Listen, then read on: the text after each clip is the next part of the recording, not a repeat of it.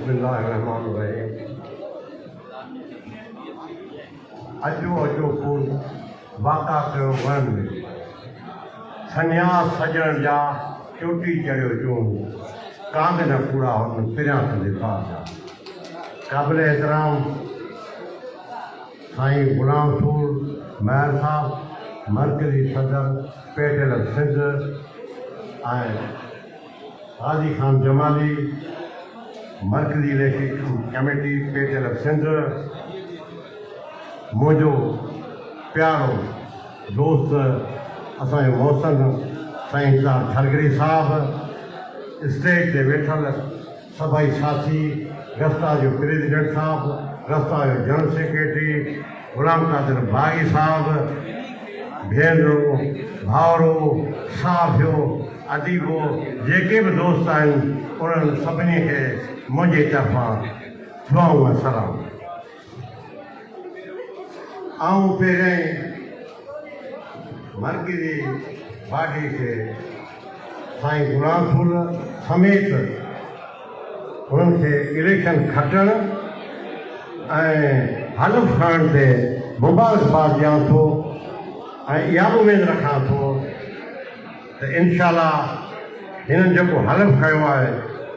उस्तादनि सां वाइदो कयो आहे मरकज़ी जनरल सेक्रेटरी पंहिंजी तकरीर में चयो आहे इनशाला उस्तादनि जे हक़नि सिंध जी तइलीम लाइ हीअ तहरीक पाईंदा जदोजहद कंदा सिंध जे उस्तादनि सां गॾु आहे पेटियल तंज़ीम जेका आहे उहा एशिया जी वॾे में वॾी तंज़ीम अथव पर उन खां पोइ हुन सां जॾहिं गफ्ता जी तंज़ीम बि गॾु हुजे ऐं उन ते सभई दोस्त वेठा आहिनि खे यादि आहे त जॾहिं बि हिननि गॾिजी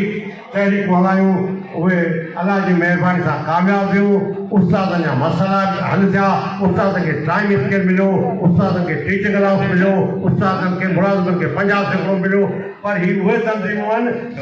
जॾहिं तहरीक हलाईंदियूं आहिनि त सिंध जे ॿियनि सभिनी मुलाज़िमनि खे फ़ाइदो थिए उन लाइ हिननि खे मुबारकबाद बि ॾियां थो ऐं उमेद बि रखां थो त हिननि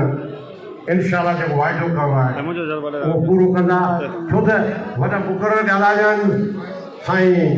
गुलाम साईं गाज़ी खान बि ॻाल्हायो आहे ऐं उन खां पोइ मुंहिंजो दोस्त बागी बि ॻाल्हायो आहे गफ्ता जा उहिदेदार बि ॻाल्हाया विया आहिनि ऐं दोस्त सभु अॻे ॻाल्हाया हाणे का शइ छॾी कान अथनि तकरीर कनि मूंखे अचे कान पर उन खां पोइ बि हिकिड़ी शइ आउं ज़रूरु चवंदुसि त ईमानदारी सां सचाई सां तव्हां जदोजहद कई ही सिंध जो उस्ताद तव्हां सां गॾु हूंदो पेटे लफ़्ज़ी पुकारे पोइ खिली वेठो खान उथ त जीजल जो उथ त जीजल मथां घोड़े मायूं जी जान ऐं उन खां पोइ इनशाला जे इहे हुननि पेटियल फुला तंज़ीम लाइ हिननि जदोजहद कई त क़ुर्बानियूं ॾिनियूं उस्तादनि खे हक़ मिलंदा सिंध जी तइलीम बि सुधरंदी ऐं वज़ीर तइलीम सदा शाह खे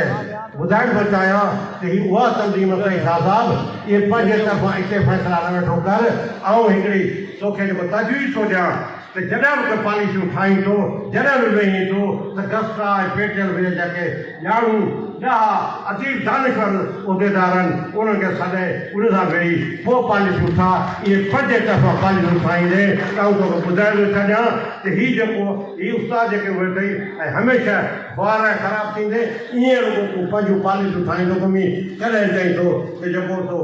बायोमेट्रिक थो करायां कॾहिं चई थो वरी हिननि खे रिटायर थो करायां वरी पैसा पुठियां लॻाया अलाए छा छा थो कराए रोज़ नयूं पॉलिसियूं